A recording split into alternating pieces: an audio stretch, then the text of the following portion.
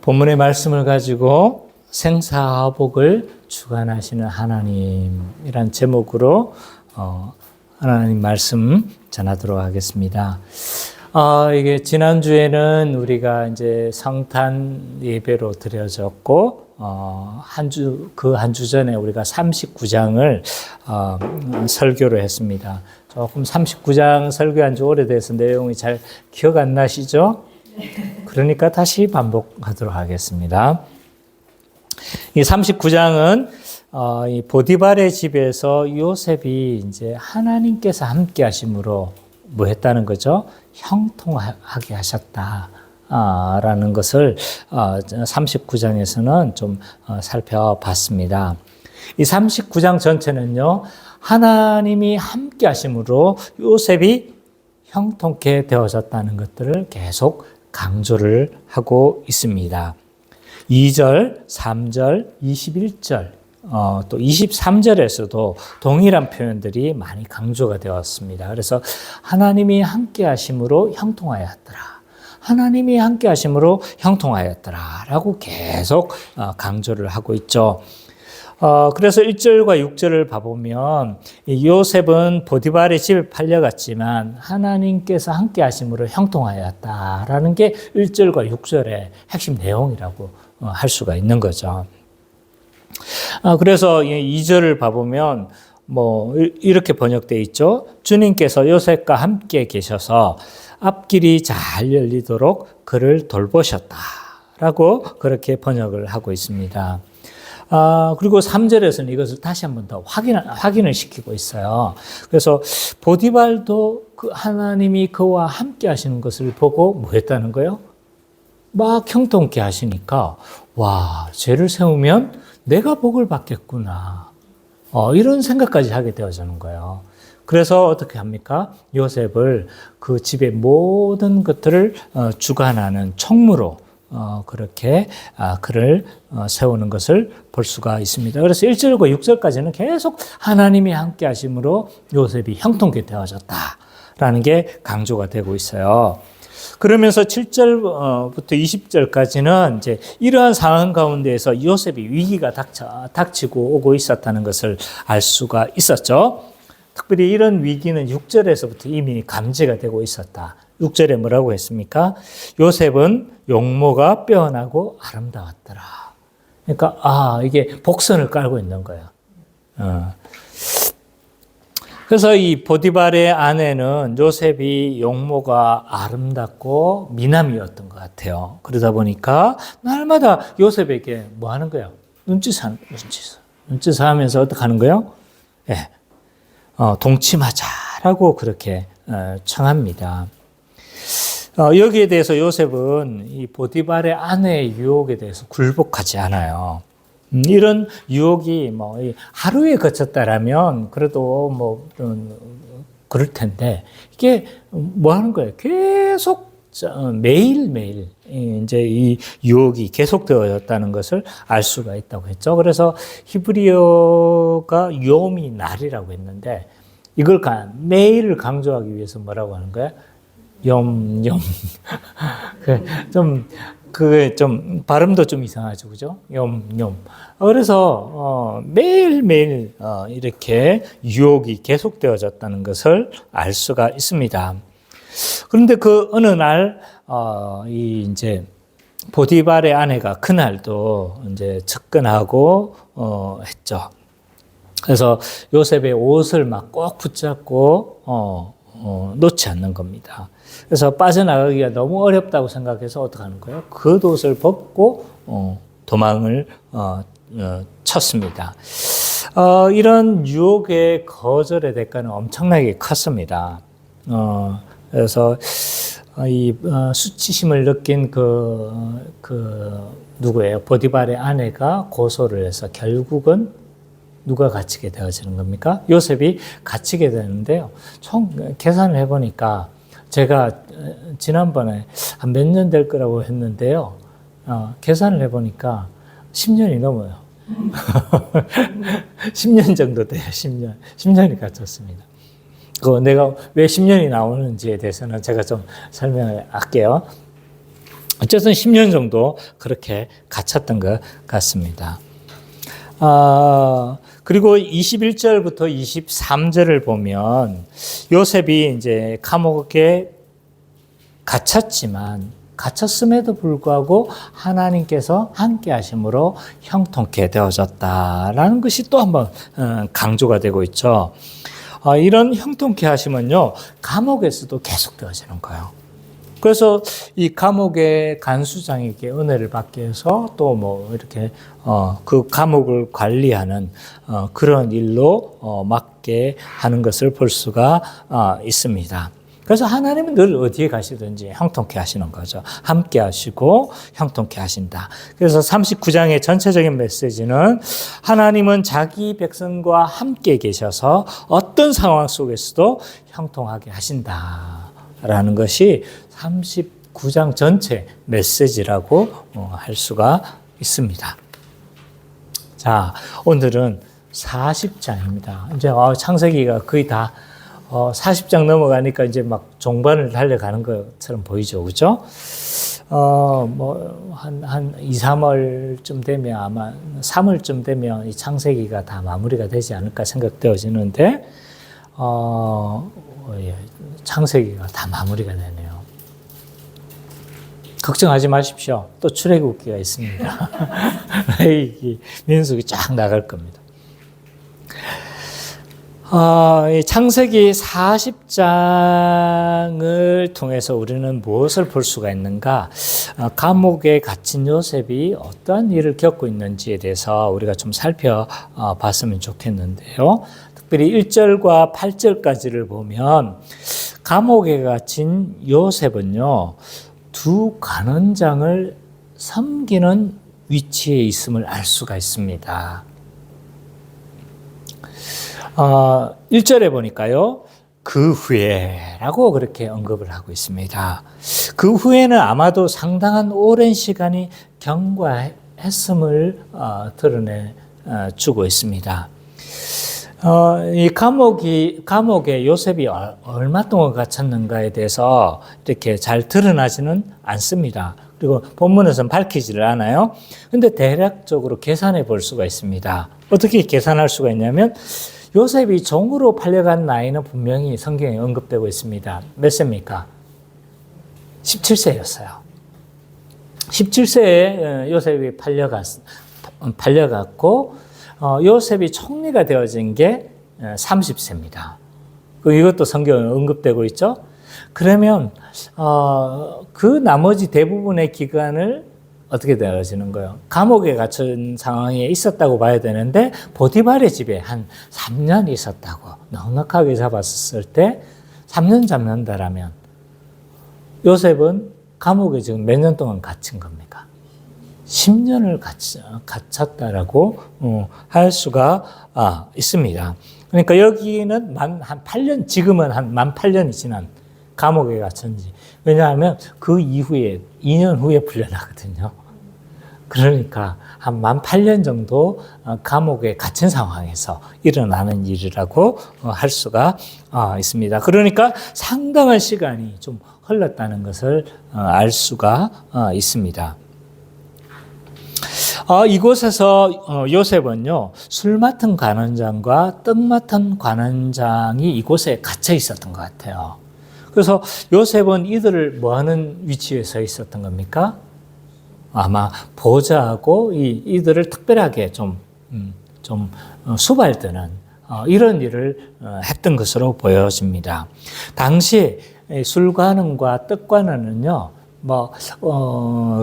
좀 굉장히 상당한 고위직이라는 걸 좀 명심하셔야 됩니다. 왜냐하면, 술관은 술 맡았고 떡을 맡았다고 하니까, 기미상궁쯤 되겠네. 그렇게 생각을 하잖아요. 그러나 고대에는 이 술관원과 떡관원이 굉장히 높은 위치에 있었습니다. 왜 이들이 높은 위치에 있었을까요? 오늘날로 치자면 오늘날 치자면 비서실장과 같은 위치에 있었던 사람들이에요. 왜 이 사람들이 높은 위치에 처해 있었냐면, 그 당시 이제 절대 왕권을 가진 사람들은 암살에 처할 위협에 많이 있었죠. 그죠? 그래서 암살을 당하고 이집트 왕들도 보면 암살돼서 많이 죽거든요. 근데 이런 암살의 위협에 많이 노출돼 있었기 때문에 주로 암살은 뭘로 이루어지는 겁니까? 호위무사가 있기 때문에 칼로 죽이는 건 거의 불가능하다고 볼 수 있어요. 그렇기 때문에 몰래 독살을 하는 경우들이 많았습니다. 그러니까 여기에 일을 맡기는 사람은 누구여야 되는 거예요? 자신의 최측근이어야 되는 거예요.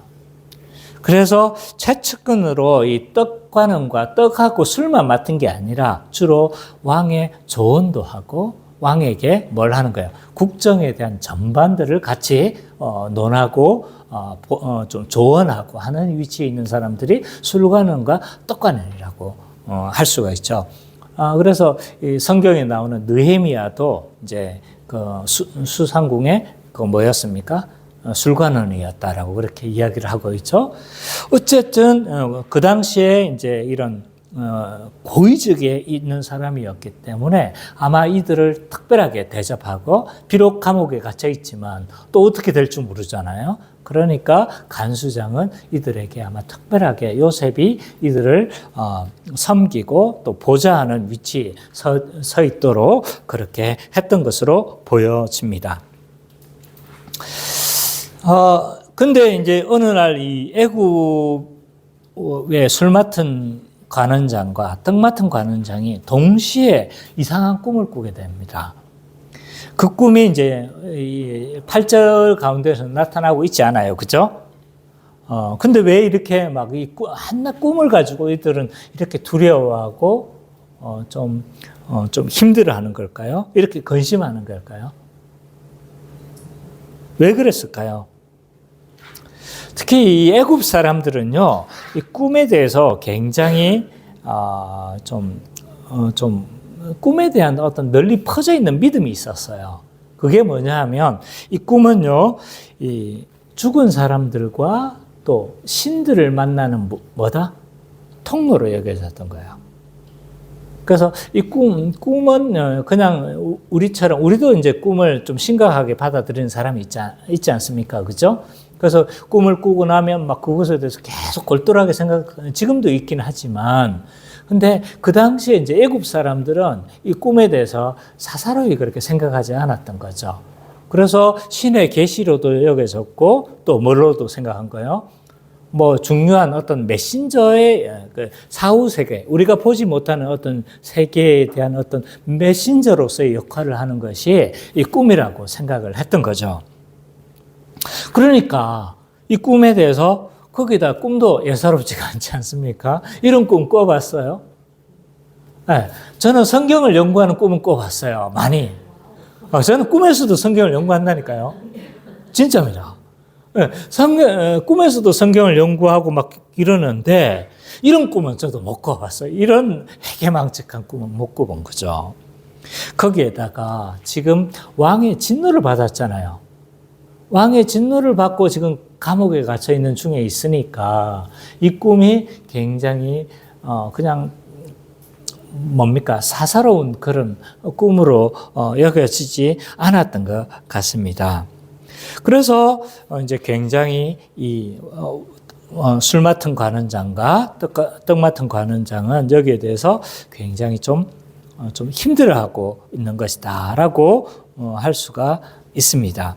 그래서 1절과 8절 전체에 이제 1절과 8절을 좀 메시지를 좀 요약해 보면 세상 사람들은요, 장래의 어떤 생사화복에 대한 것들을 알 수 없기 때문에 뭐 하는 거예요? 여러 상황 가운데 근심하며 살아갈 수밖에 없다는 거죠.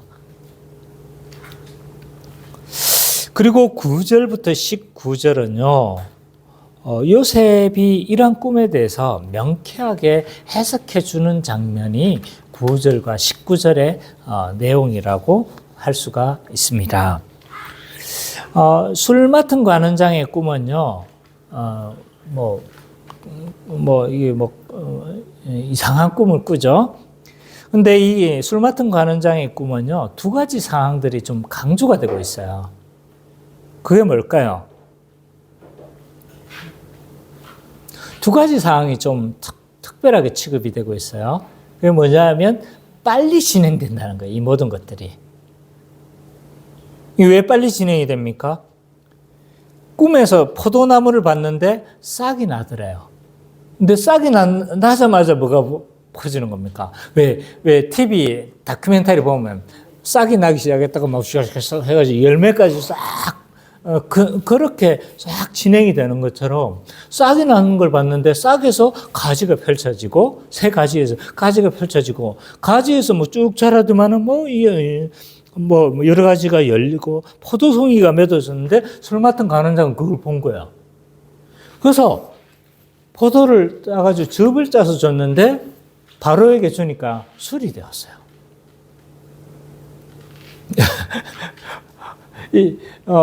이런 일이 지금 굉장히 빨리 진행이 되고 있다는 것들이 강조되고 있다는 거예요. 무슨 말인지 아시겠죠? 아마 이렇게 빨리 진행된다는 것을 의미하는 건 아마 이 모든 일들이 빨리 속히 일어날 것에 대한 것을 암시해 주고 있는 것 같아요.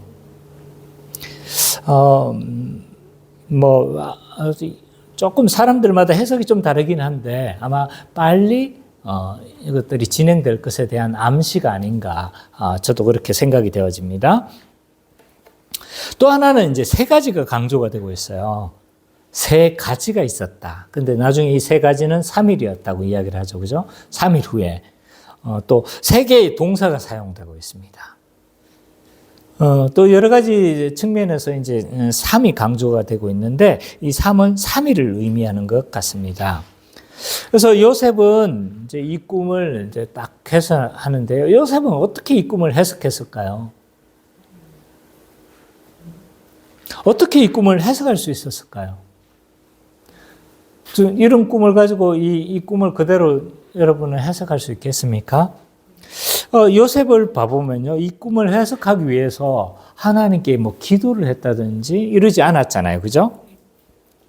기도를 해서 하나님이 이 꿈의 의미를 알려주십시오라고 막 이렇게 그렇게 간구하지도 않았고 또 위로부터 하늘을 바라보면서 어떻게 뭐 하나님께 도움을 구했다든지 지혜를 구했다는 이런 흔적이 전혀 없습니다.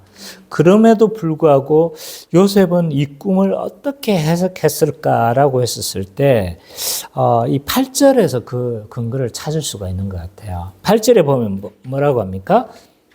꿈의 해석이 누구에게 있다고 합니까? 하나님께 있다라고 그렇게 요셉은 고백을 하고 있습니다. 이런 걸 봤을 때 이 분명한 것은 요셉이 어떻게 이것을 알았을까? 본문은 드러나지 않습니다. 근데 요셉은 뭘로 인식하고 있었던 거예요? 이 꿈의 해석이 하나님께서 주시는 지혜이고 하나님께서 이것을 해석하게 하신다는 것을 고백하고 있는 걸 봤을 때 요셉은 뭐예요? 하나님의 함께 하심으로 나타나는 이 꿈의 해석이라는 것으로 좀 이해를 해야 될 것 같습니다. 어쨌든 요셉은 그 꿈을 어떤 의미로 해석하냐면 3일 만에 술 맡은 관원장이 어떻게 될 거라는 거예요? 바로 앞에 서게 되어질 것이고 소환되게 될 것이고 그리고 그 지위가 복직되어질 것이다. 회복될 것이다. 술 맡은 관원장을 그대로 회복하게 될 것이다. 라고 그렇게 꿈의 해석을 하고 있습니다. 근데요, 요셉의 태도를 보세요. 요셉의 태도는 될 거야. 그렇게 될 것 같아요. 이렇게 설명하고 있지 않습니다. 완전히 이것에 대한 확신을 가지고 있어요. 그래서 나가게 되거든. 뭘 부탁합니까? 청탁을 해요, 지금. 나가게 되거든. 내가 꿈 해석해 줬잖아요. 그러니까 나가게 되거든. 나를 기억해 달라고. 그러니까 이 꿈에 대해서 그렇게 될 것 같아요가 아닌 거예요. 믿었다, 안 믿었다? 여기에 대한 분명한 확신을 가지고 있었어요.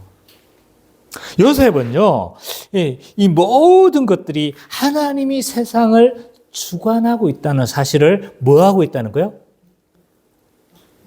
다 확신하고 있었다는 거예요. 하나님이 세상을 주관하고 계신다는 사실을 분명하게 믿고 있었다는 거죠.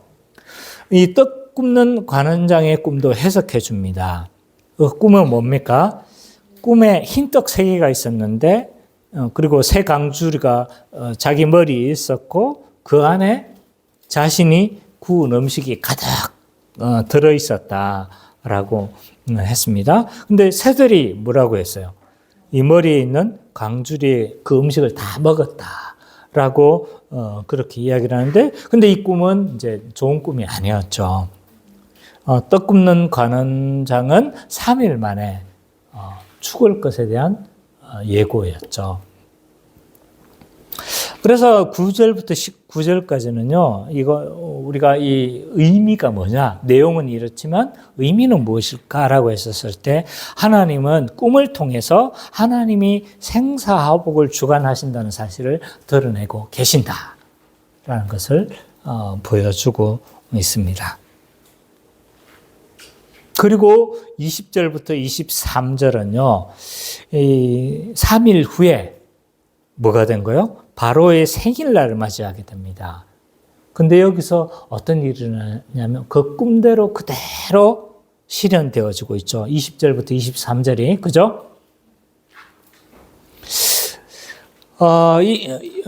바로의 생일날 이런 사면이 일어나는데요. 고대 이런 문서들을 좀 살펴보면, 내가 다 살펴봤다는 건 아닙니다. 책을 제가 읽어보니까 그래요. 고대에 이제 바로 생일날, 왕의 생일날은 사면이 별로 안 일어나요. 별로 이제 그런 기록이 없는데, 어쩌다 몇 번 있기는 있었던 것 같아요. 주로 사면은 언제 일어나냐면 새로운 왕이 일어났었을 때, 새로 왕이 등극하게 됐었을 때 보통 사면이 일어났던 것 같아요. 그래서 생일날 뭐 이렇게 사면을 하고 이러진 않는데, 특별하게 여기는 어떻게 되어진 겁니까? 바로의 생일에 이런 사면을 베풀었던 것 같아요. 근데 이제 이 사면 가운데서 이 20절, 21, 22, 23절을 통해서 강조되고 있는 건 뭐냐라고 했었을 때, 꿈의 해석대로 그대로 실현되어졌다는 게 강조가 되고 있습니다. 그러니까 3일 만에 죽을 거다, 3일 만에 복직될 거다 했잖아요. 그죠? 근데 여기서 또 뭐라고 합니까? 3일 만에 라는 부분들이 또 강조가 되고 있는 거예요.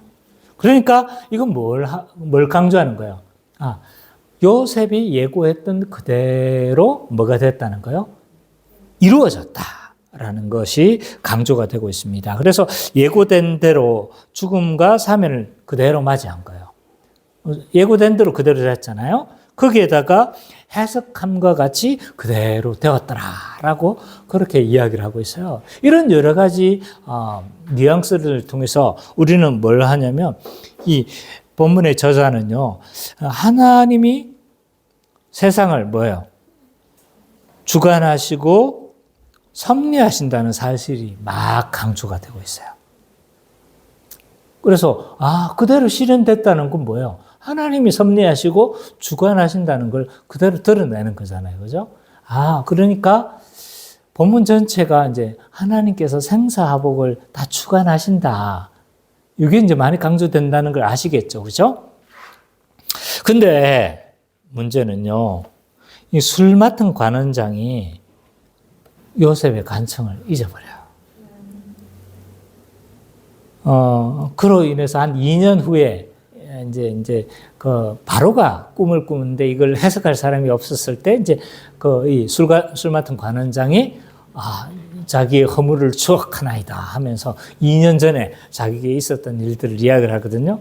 그러니까 그로부터 2년 더 감옥에 갇혔다는 걸 알 수가 있어요.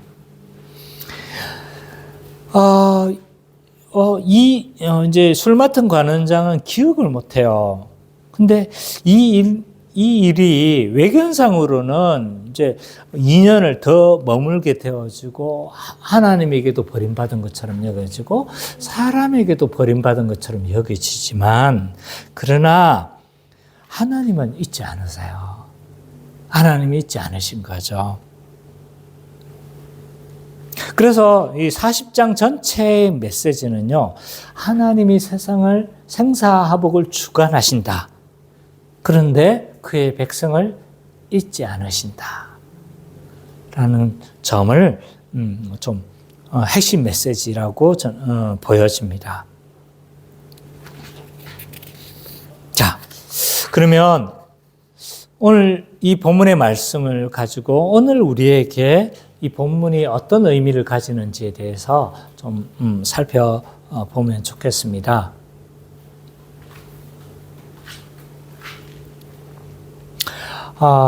빨리 앉으세요. 집중시켜야지. 자, 보세요. 오늘 이 본문이 이제 해석적 의미로 어떤 의미가 있는지를 살펴봤는데, 근데 적용적으로 봤었을 때 이 본문이 우리에게 어떤 의미가 있을까?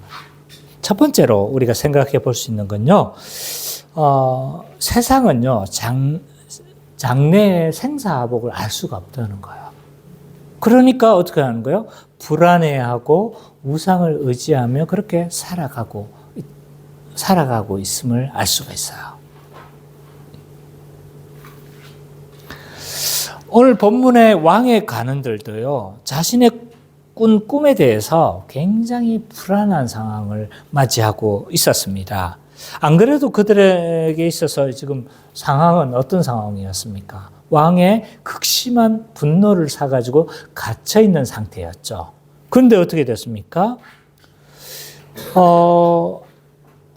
그 당시에 애굽 사람들의 꿈은 사후 세계와 그리고 또 신들의 세계를 계시를 받는 어떤 통로로 여기고 있었는데, 이런 이상한 꿈을 꾸니까 어떤 거예요? 굉장히 불안한 상태에 처할 수밖에 없었고, 이런 범상치 않은 꿈은 충분히 그들을 불안하게 만들었다고 할 수가 있습니다. 왜 이렇게 불안해하는가? 왜냐하면 미래를 알 수 없기 때문이에요. 인간의 여러 가지 두려움들 중에 한 가지는 뭐냐면 보이지 않는 미래에 대해서 불안해한다는 거예요. 그래서 이런 인간의 두려움 때문에 사람들은 뭘 알고 싶어 하는 겁니까? 미래를 알고 싶어요. 예준이 20년 후에 어떻게 돼 있을까요? 알고 싶어요? 알고 싶지 않대요. 자, 그렇죠. 모르는 게 또 은혜일 수도 있어. 우리가 어쨌든 많은 사람들이 알고 싶어 합니다. 그래서 알고 싶으니까 심지어는 어떻게 합니까? 점장이 또 사주 카페, 또 접신, 이런 것들을 통해서 어떻게 합니까? 미래를 파악하려고 하는 거죠. 그래서 미래를 알고 싶어 하는 거예요. 애굽에서도요, 이런 꿈을 해석하는 사람들이 굉장히 많이 있었습니다. 근데 이 술관원과 떡관원은 지금 어디에 갇혀 있었다? 감옥에 있으니까 물어볼 수도 통로도 없는 거예요. 그러니까 이렇게 답답할 수밖에 없었습니다. 그래서 많은 사람들이 이런 미래를 알고 싶어 해요. 성경에서도 이런 미래를 알고 싶어 해서 망한 사람들이 많죠. 사울왕도 어떻게 했습니까? 블레셋과의 전쟁을 앞두고 있었어요. 근데 이 싸움에 대해서 어떻게 될 것인지 알고 싶었던 거예요. 그러니까 알 수 있는 이 통로가 없는 거예요. 그래서 뭐 합니까? 어디에 그 여인을 합니까? 엔돌에 있는 접신한 여인이 있다고 합니다. 그래서 엔돌에 접신하는 여인에게 가가지고 변장을 해서 물어보러 갔죠. 그래서 이 사울왕도 이렇게 미래의 일을 알려고 해서 좀 문제가 생기죠. 아합 왕도 마찬가지였습니다. 아람과의 전쟁을 앞두고요, 아합 왕도 어떻게 했냐면 막 물어봅니다. 거짓 선지자들은 막 당신이 이길 것입니다. 이길 것입니다. 하는데 선지자, 미움을 굉장히 받는 선지자가 한 명 있거든요. 당신은 가서 죽습니다. 이렇게 이야기를 하죠. 어쨌든 이렇게 아합 왕도 보면 다 무슨 왕들이에요? 악한 왕들이죠. 그죠? 악한 왕들이 미래를 알아서 뭘 하려고 하는 거예요? 미래를 파악하고 싶어 하는 거죠. 이런 미래를 알고 싶어 하는 사람의 욕구는요, 오늘날에도 여전합니다. 오늘날에 퍼져 있는 점집과 또 뭘 보면 알 수 있습니까? 시내 사주 카페 많죠, 여전히. 예, 사주 카페도 많이 있습니다. 여기는 안 그런데요. 평리동에 했던 카페가 사주 카페였어요. 우리가 있던 그 자리가요, 이전에 카페 자리였거든요. 근데 앞에 보니까 사주 카페였어요. 그걸 우리가 인수를 했는데, 근데 문제는 뭐냐 하면, 가끔 오시는 손님 중에 문을 딱 열면서 사주 봐요. 이렇게 물어보는 사람이 있었어요. 그래서 이제 사주를 보러 오시는 분들이 종종 있었는데, 이제 우리는 뭐 아니라고. 근데 어떤 분은 아무 말 없이 들어왔다가 커피 한 잔 드시면서 여기 사주 보던 자리 아니었어요? 이렇게 물어봐요. 근데 이제 제가 없었던 때인데 제 아내한테 우리는 그런 거 안 한다고. 그러니까 괜찮다고 사주 좀 봐주면 안 되냐고 대충. 적당히 좀 봐주래요. 네. 왜 이렇게 하냐라고 했었을 때, 불안하니까 그런 거예요. 사람들은 미래를 알 수 없으니까, 불안하니까, 미래를 미리 알아서 어떻게 하려고 하는 거죠? 화나, 이런 것들을 다 피하려고 하는 것이 이제 그 심리 안에 들어가 있다라고 볼 수가 있습니다. 이런 불안을 달래보려고 하는 수단이라고 할 수 있죠. 근데 문제는요, 이런 미래에 대한 불안은요, 뭐와 연결되어지냐면 우상숭배와 밀접하게 연관이 된다는 거예요. 불안하니까 어떻게 하는 거예요? 자신에게 안식과 안녕을 제공할 것 같은 힘 있는 존재를 의지하게 만들어요. 그래서 이제 뭐 단순히 미래를 알려고 하는 것이 아니라 어떻게 하는 거예요? 신적 존재나 마술 이런 것들에 대해서 의지를 하죠. 그래서 단순히 미래만 알려고 합니까? 그것을 막으려고 하는 뭘 의지하는 거예요? 부적을 써주죠, 또. 부적을 써거나 또는 뭐 무당들은 어떻게 합니까? 굿을 하게 되는 거죠. 굿을 해서 이런 액을 막으려고 하고 화를 막아보려고 한다는 거예요. 그래서 어떤 사람들은 막 제가 오래전에 봤던 것 같은데 어디서 봤는지 기억 못 하는데 베개 안에 부적이 있는 걸 제가 봤어요. 그래서 베개 안에 부적이 있어서 뭘 막으려고 하는 거예요? 화를 막아보려고 하는 거죠. 그래서 이런 것들은, 이런 미래에 대한 불안은 뭐와 딱 연결되어지냐면 우상숭배와 연결되어진다는 거예요. 그래서 이 화를 막을 수 있는 어떤 겉으로 드러나는 뭐 어떤 신을 의지한다든지 어떤 뭐 마술적 힘을 의지한다든지 그래서 우상숭배를 하려고 하는 거죠. 더 심각한 우상숭배가 있어요. 그건 뭐냐 하면 내부적인 우상숭배예요. 그건 외부적으로 드러나는 우상숭배죠. 근데 내부적으로 우상숭배, 우리의 불안함을 뭐 할 수 있는 것, 달래주고 우리에게 안녕을 줄 만한 어떤 힘 있는 어떤 우상을 숭배하려고 하는 것들이 있어요. 보이지 않는 어떤 힘을 의지하는 거죠. 그게 뭐예요? 돈이나 백이나 관계나 이런 우상과 연결되어져 있다는 거예요. 돈이 얼마나 힘이 있습니까? 영원합니다. 무소부지합니다. 전능한 힘을 가지고 있어요. 이 돈 때문에 얼마나 사람들이 망가지고 피폐해지는지 몰라요. 제가 아는 집사님이요, 최근에 계속 찾아오세요. 뭐 제가 섬겼던 교회의 집사님은 아닌데 우리 카페 손님이신데 계속 하소연을 해요. 뭐냐면 뭐 시비가 붙어가지고 살짝 젊은 사람이 왜 이래? 딱 한 번 쳤는데 그냥 넘어가 버린 거예요. 근데 뭐 돈을 어마어마하게 요구한 거예요. 돈을 어마어마하게는 아닌데 막 좀 요구를 하는 거예요. 그러니까 이게 돈 자체보다도 막 이 아들 같은 시비를 건 것 같아요, 이 사람이. 그래서 막 이렇게 계속 차를 기다렸는데 차를 안 빼주는 거예요. 그래서 그 조금만 양보해 주시면 될 텐데 이렇게 했는데 막 욕을 한 거예요. 집사님이 열을 받은 거죠. 젊은 사람이 왜 이러냐고. 그랬는데 그것도 블랙박스 앞에서만 넘어진 거예요. 넘어지는 건 누구만 있는 거예요, 지금. 그러니까 이게 이제 빼도 박도 못한 상황이 된 거예요. 그래서 지금 이제 검찰까지 넘어가가지고 막 이러니까 사실은 이 돈은 얼마 되지 않은데, 막 이거에 대해서 막 스트레스를 받는 거예요. 그래서 막 이 얼마나 억울한지 그 아버지 같은 분이 이 목사라고 그래서 막 펑펑 울고 하소연하시는 거예요. 그러니까 돈 때문에 아마 그분도 제가 일부러 그런 것 같아요.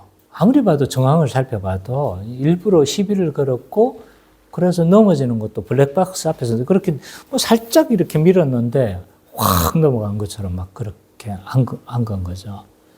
그러니까 돈을 좀 갈취하려고 하는 것 같아요.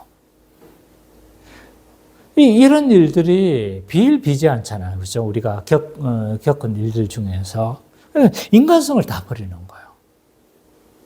돈이면요, 아무것도 없습니다. 돈을 차지하는 거라면요, 인간성 이런 거는 과감하게 포기를 하죠. 돈을 의지하고, 돈이 아니라 할지라도 어떤 사람은 로맨스의 우상, 꼭 보세요. 제가 몇 번 보라고 이야기를 하잖아요. 내가 만든 신, 팀 켈러의 그 책 꼭 보셔야 됩니다. 정말 괜찮아요. 그래서 로맨스의 우상, 또 정치의 우상, 권력의 우상, 이런 우상을 우리가 숭배하게 되어지게 되는 거죠. 그래서 힘이 있을 만한 것, 나에게 안녕을 줄 만한 어떤 것, 하나님을 의지하는 것이 아니라 나에게 안녕을 줄 만한 어떤 것을 우리는 의지하려고 하는 겁니다. 그래서 관계가 나에게 안녕을 줄 것 같으면요, 사람을 의지하는 거예요. 또 정치가 나에게 안녕을 줄 것 같으니까 뭘 하는 거예요? 정치에 지금 목을 매는 거예요. 그래서 정치가 바뀌면 세상이 바뀔 거라고 그렇게 생각을 하는 거죠. 얼마나 많은 우상을 우리가 섬기고 만들고 있는지를 모릅니다. 그래서 칼빈은 인간에 대한 자연적 인간을 뭐라고 이야기를 하고 있냐면요, 기독교 강요에서 인간은 우상을 만드는 공장이다라고 했어요. 어떤 식으로든 우상을 만들어낸다는 거예요. 자연의 인간은. 왜냐하면요, 세상은 생사화복을 모르니까, 미래에 대한, 생사화복에 대한 미래를 모르니까 어떻게 하는 거예요? 불안하고, 그 불안은 뭘 만들어내는 겁니까? 우상을 만들어내게 되어져 있다는 거예요.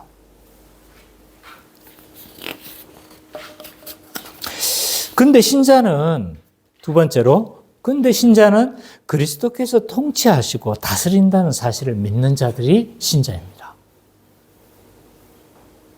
요셉은 하나님이 세상을 다스리고 통치하신다는 사실을 믿었습니다. 요셉은요, 하나님이 세상을 다스리고 주관한다는 사실을 너무나 확실하게 믿었어요.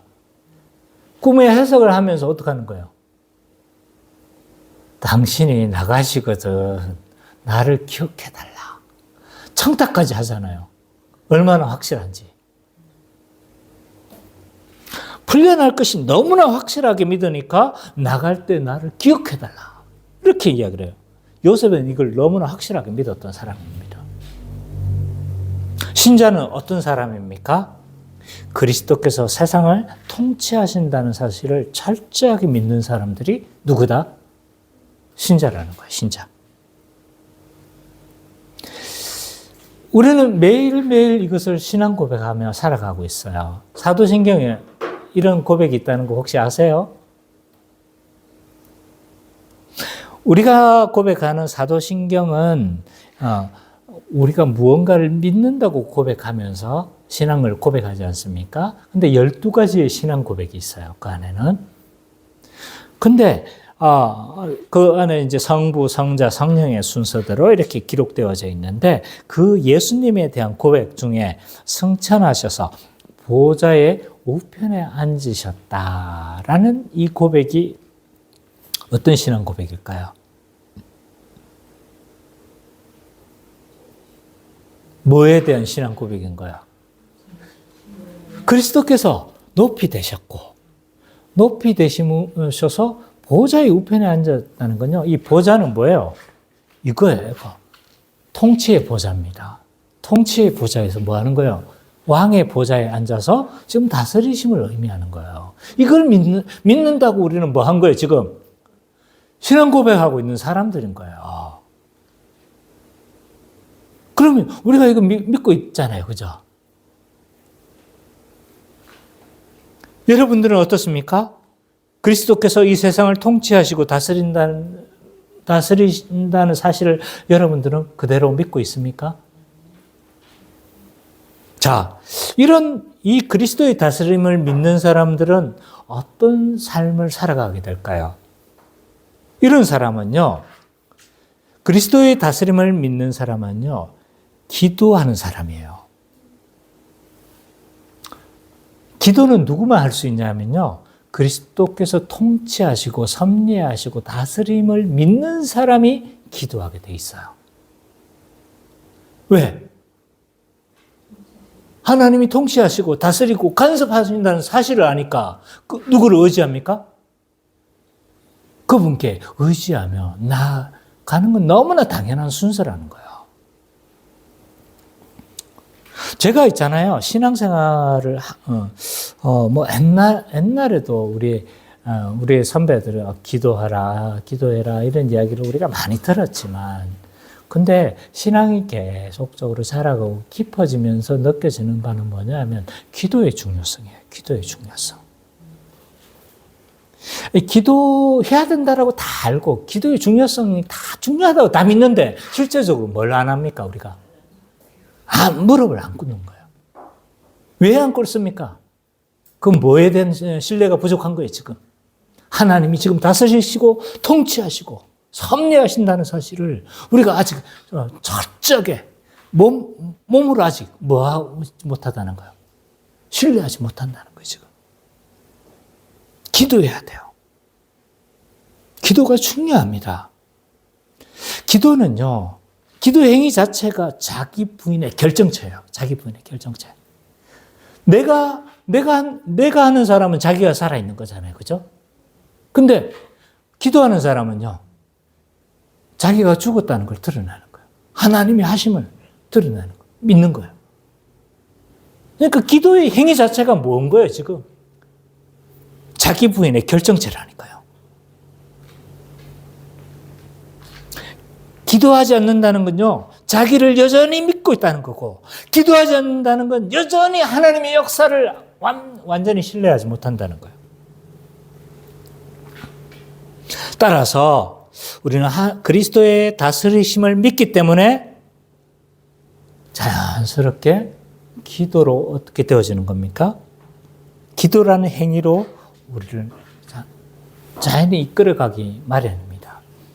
하나님의 통치하심을 믿는 사람은요, 기도로 드러납니다. 또 그리스도의 다스림을 믿는 사람은요, 하나님 안에 만족하고 우상 숭배하지 않는 사람입니다.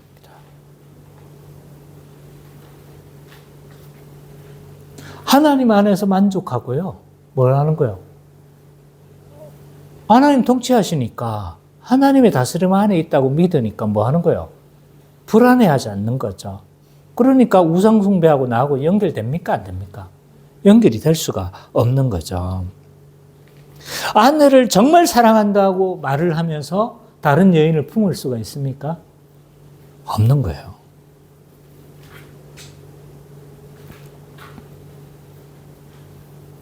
나는 이 여인도 사랑하고 저 여인도 사랑한다 이렇게 말을 할 수 있습니까?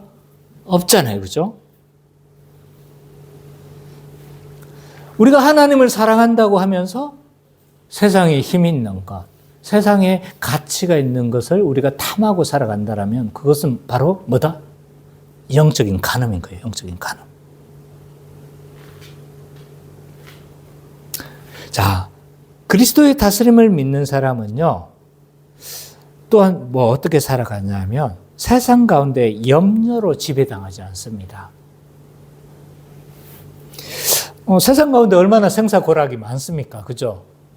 얼마나 드라마틱하지 않습니까? 며칠 만에 막 이 드라마틱한 일들이 많이 벌어지잖아요. 저도 이틀 만에 뭐 저것 때문에 지금 뭐 어제 그 하드가 다 나가가지고 막 머리가 쥐가 나는 줄 알았습니다. 어떡하지? 주보 어떡하지? 주보 당장 만들어야 되는데. 그래서 막 다른 데 백업 해놓은데 없는 거 싶어 찾아보니까 백업, 그래도 2021년도까지 백업 해놓은 게 있더라고요. 그 주보를 찾아가지고 급하게 만들었습니다.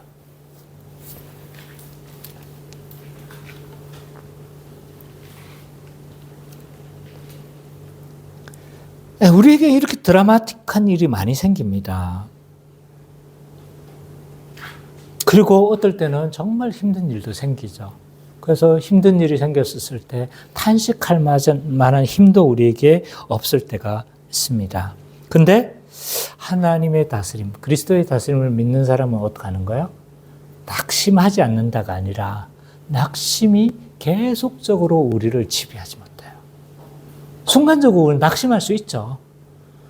막 여러 가지 어려운 일이 오는데 행복하십니까? 행복하세요? 막 어려운 일이 오는데 낙심하죠, 순간적으로. 그건 당연한 일입니다. 근데 하나님의 다스림을 믿는 사람은요, 다시 어떻게 하는 거야? 평정심을 회복하는 거야. 왜? 이 상황들을 하나님께서 선하게 이끌어 가신다는 사실을 믿기 때문인 거죠. 이 그리스도의 통치를 믿는 사람은 이렇게 살아가요. 기도하는 사람이고요. 또 우상 숭배하지 않는 사람이고, 또 어떤 사람인가요? 염려로 지배되지 않는 삶을 살아가는 삶을 사는 거죠. 마지막 세 번째로, 하나님께 버려진 것처럼 보여도요, 하나님은 기억하시고 구원하십니다. 이 사실을 우리가 믿었으면 좋겠습니다. 오늘 본문은요, 요셉은 사람들에게도 버려진 것 같고 하나님에게도 버려진 사람처럼 보이지 않습니까? 지금 감옥에 들어간 게 지금 자기 죄 때문에 들어간 거예요? 하나님 앞에 거룩함을 지키려고 했던 거 아니에요. 그러면 이 사람을 만나게 해가지고 이 풍랑 인연하여 싹 빠져나가야 되잖아요. 그래서 그게 맞잖아요. 그게 하나님의 공의처럼 보이지 않습니까? 그렇잖아요. 그게 자연스럽잖아요. 근데 이 사람은 나가자마자 다 까먹었어요. 그러니까 사람들이 보기에도 이 사람은 버려진 사람이고, 가만히 상황들을 보면 하나님에게도 버려진 사람처럼 보여지는 거예요. 근데요, 만약 여기서 풀려났다면 어떻게 될까요? 여기서 풀려났으면 과연 요셉은 총리에 설 수 있었을까? 그보다 더한 문제는 여기서 풀려났다면 과연 요셉의 역할은 애국 가운데 이스라엘의 요람을 만드는 역할을 하는 것이 요셉의 구속사적인 역할이에요. 근데 만약 여기에서 풀려났다면요, 그는 이렇게 그냥 무명을 사람으로. 그래서 이스라엘 백성들의 요람을 만들 수 있는 위치도 그는 설 수 없었을 겁니다. 요셉이 풀려나지 않는 이유는 뭐예요? 하나님께 버림받았기 때문이 아닌 거예요. 요셉이 풀려나지 않는 이유는요, 단지 때가 되지 않았기 때문입니다.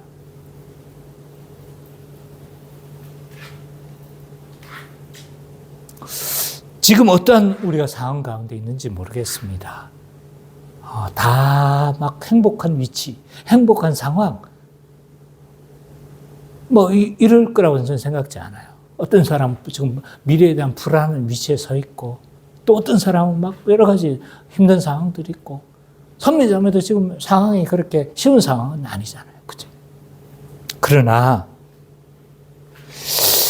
이럴 때, 우리 어떨 때는 힘들 때는 막 사람들에게도 버려진 것처럼 보여지고, 하나님도 나를 기억하지 못하는 것처럼 여겨지는 것처럼 보인다 할지라도, 그러나 우리는 하나 기억해야 됩니다. 하나님이 우리를 기억하고 계시다는 거예요. 단지 지금 우리가 어려운 상황을 겪는 건요, 지금 하나님의 때가 아닌 거예요. 네. 하나님의 때가 아니기 때문에 지금 어떤 상황이 있든지 하나님은 생사화복을 주관하시는 하나님이시고, 그리스도께서는 우리를 통치하시는 하나님이심을 우리는 믿어야 합니다. 그리고 그의 백성을 결코 잊지 않는다는 사실을 우리는 믿어야 합니다. 그래서 하나님의 함께 하심을 믿고 담대히 달려가는 우리 창기쁨의 교회 모든 성도님 되시기를 간절히 축원합니다.